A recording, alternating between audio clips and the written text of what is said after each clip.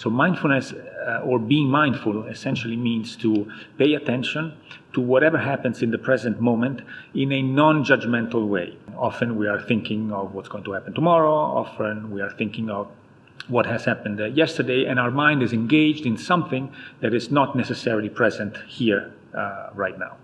So translating this into the business world or to the life of every day, if you could live, a job interview or a meeting with a customer or a meeting with your boss or a meeting with your team with the quality of mind of presence and non-judging of what is happening around you, just by absorbing and living what is in front of you in the present moment, that can really change things. Imagine being able not to react aggressively to a situation in front of a customer, or imagine, for instance, in a job interview, being able to really see what the candidate is telling you without putting your preconcepts, which usually sit in the future or in the past. So again, being mindful, or we can say mindfulness, is a quality of mind. This is important to understand, because this is not something you learn by applying a process. It's a quality of mind that is cultivated.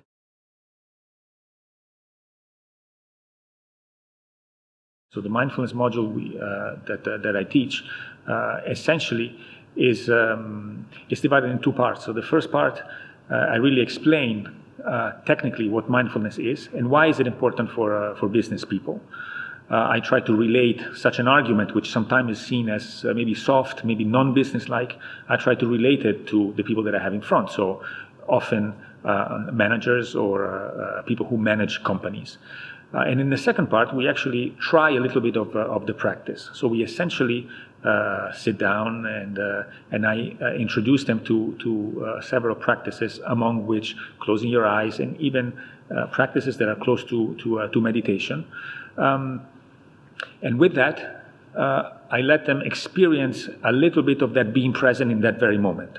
And since I am there, we have then an exchange on, what did they feel, how did they feel to be in that moment, and we try to relate that to their daily life, to their business. Essentially, we all together live a few moments of mindfulness, and that essentially plants a seed for a practice to continue if the person wants to continue the practice. So the person leaves the room enriched with a practice that they didn't know before, and then they're free to apply it or not to their business. And of course, I encourage to apply it, because I think it's changing and possibly business changing and life changing.